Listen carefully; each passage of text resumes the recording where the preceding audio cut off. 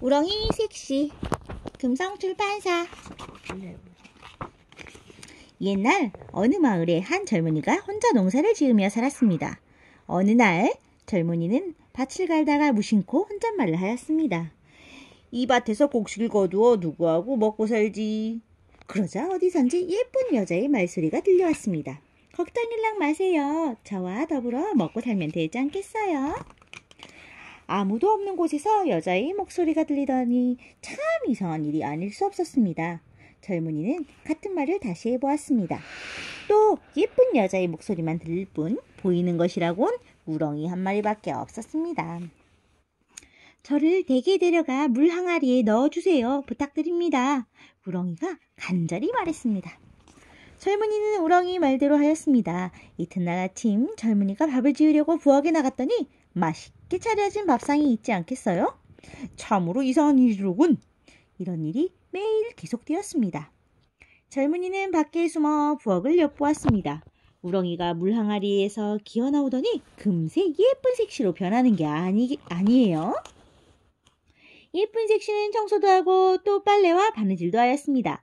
저녁 때가 되자 밥을 지어놓고는 다시 물 항아리 속으로 들어갔습니다. 며칠 뒤 젊은이는 숨어서 엿보다가 색시를 꼭 붙잡았습니다. 색시는 깜짝 놀라 사정을 하였습니다. 저를 놓아주세요. 때가 올 때까지는 저를 놓아주셔야 해요. 그러나 놓아주지 않았습니다.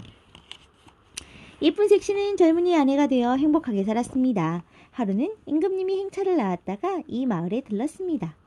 임금님은 젊은이의 아내를 보자 너무 예뻐서 그만 나쁜 마음을 품게 되었습니다.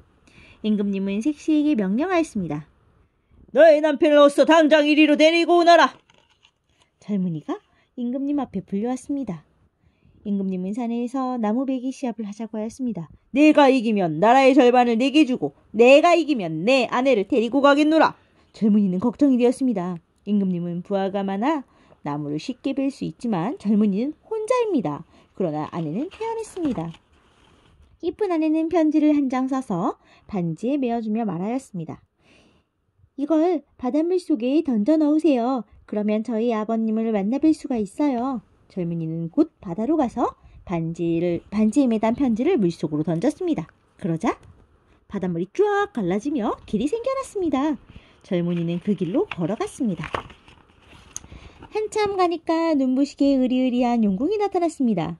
용왕님이 높은 자리에 앉아서 젊은이를 반갑게 맞아주었습니다. 내 딸과 행복하게 잘 살아라. 그러고는 조롱박 하나를 내주었습니다. 젊은이는 그 조롱박을 소중하게 가슴에 안고 땅 위로 나와 집으로 돌아왔습니다. 드디어 임금님과 젊은이의 나무베기 시합이 벌어졌습니다. 임금님은 몇백 명이나 되는 군사를 데려와 나무를 베기 시작하였습니다. 젊은이는 조롱박 하나만 달랑 들고 산으로 갔습니다. 그런데 참으로 놀라운 일이 일어났습니다.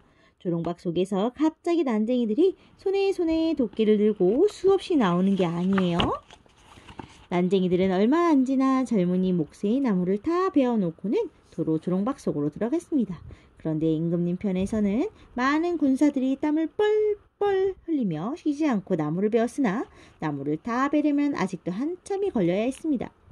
임금님은 젊은이에게 지고 말았습니다. 임금님은 화가 났습니다. 분하다. 다시 해보자. 임금님은 이번에는 말을 타고 강을 건너는 시합을 하자고 하였습니다. 임금님은 말을 잘 탔습니다. 어떡하지? 한 번도 말을 타본 적이 없으니. 젊은이는 또 용궁으로 갔습니다. 용왕님은 비루 먹고 야인말을 주었습니다. 젊은이는 임금님을 이길 수 없다고 생각하였습니다. 큰일 났군. 이 말로는 안 돼. 시합이 시작되었습니다. 임금님의 말은 천리마였습니다. 젊은이의 말은 조그맣고 야인 말이었습니다. 임금님과 젊은이는 똑같이 말을 달렸습니다. 구경꾼들은 손에 땀을 쥐고 바라보았습니다. 그런데 임금님의 말이 강 한가운데에 채 이르기 전에 젊은이의 야인 말은 벌써 강을 건너 저쪽 언덕에 올라 서 있지 않겠어요? 임금님은 몹시 화가 났습니다. 좋다. 이번에는 배로 바다를 건너는 시합을 하자꾸나. 신하들은 임금님이 하는 일이 옳지 않다고 생각하였습니다. 임금님은 나라 안에서 가장 빠른 배를 타고 나타났습니다. 젊은이는 또 용왕님에게서 얻은 조그만 배를 타고 떠났습니다. 마치 나뭇잎처럼 보였습니다. 젊은이의 배는 쏜살같이 나아갔습니다. 어느 틈에 금방 목적지에 닿았습니다. 그런데 임금님의 배가 바다를 반쯤 건넜을 때 갑자기 사나운 비바람이 몰아쳤습니다. 임금님의 배는 물속으로 가라앉아 보이지 않았습니다. 임금님은 용왕님의 노여움을 샀으므로 물속에 빠져 숨진 것입니다. 백성들은 마음씨 나쁜 임금님이 벌을 받은 것이라고 생각하였습니다. 젊은이는 신하들에게 임금 자리에 올랐습니다. 그리고 마음씨 나쁜 임금님이 빼앗으려던 예쁜 아내 곧 우렁이색 씨는 왕비가 되었습니다. 임금님이 된 젊은이는 백성들을 사랑하는 훌륭한 정치를 펴며 오래오래 잘 살았답니다. 끝!